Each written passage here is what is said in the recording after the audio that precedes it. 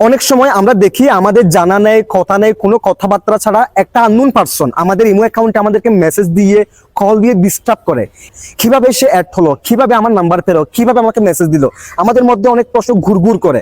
So guys, আজকের এই ভিডিওতে আমি আপনাদেরকে দেখাবো আপনাকে যেন কোনো আননোন পারসন মেসেজ দিতে না পারে, কল দিতে না পারে, আপনার সাথে অ্যাড হতে না পারে, সে কাজটা আপনারা কিভাবে করবেন আমি আপনাদেরকে দেখিয়ে দিচ্ছি। তো চলুন কথা না বাড়িয়ে ভিডিওটা শুরু করা যাক।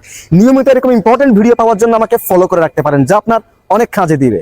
ওকে, সো গাইস, এই কাজটি করার জন্য ফার্স্ট অফ অল আপনি আপনার ইমো অ্যাপসটা ওপেন করবেন। দেন এখান থেকে আপনার প্রোফাইলের লোগোর উপর ক্লিক করবেন।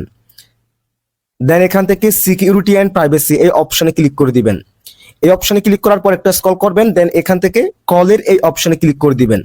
দেখেন এখানে কিন্তু এভরিওয়ানটা সিলেকশন করা আছে, তার মানে আমাকে যে কেউ কল দিতে পারবে।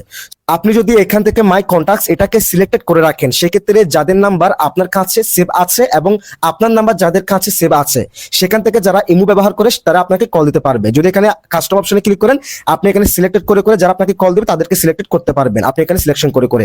যদি এখানে নোবডি অপশনে ক্লিক করেন, সেই ক্ষেত্রে আপনাকে যে কেউ একদম কেউ কল দিতে পারবে না। সো আপনি এখান থেকে মাই কন্টাক্টস এটাকে সিলেক্টেড করে রাখবেন, সেক্ষেত্রে আপনার নাম্বার যাদের কাছে সেভ আছে এবং যাদের নাম্বার আপনার কাছে সেভ আছে শুধুমাত্র তারা আপনাকে কল দিতে পারবে। That's it.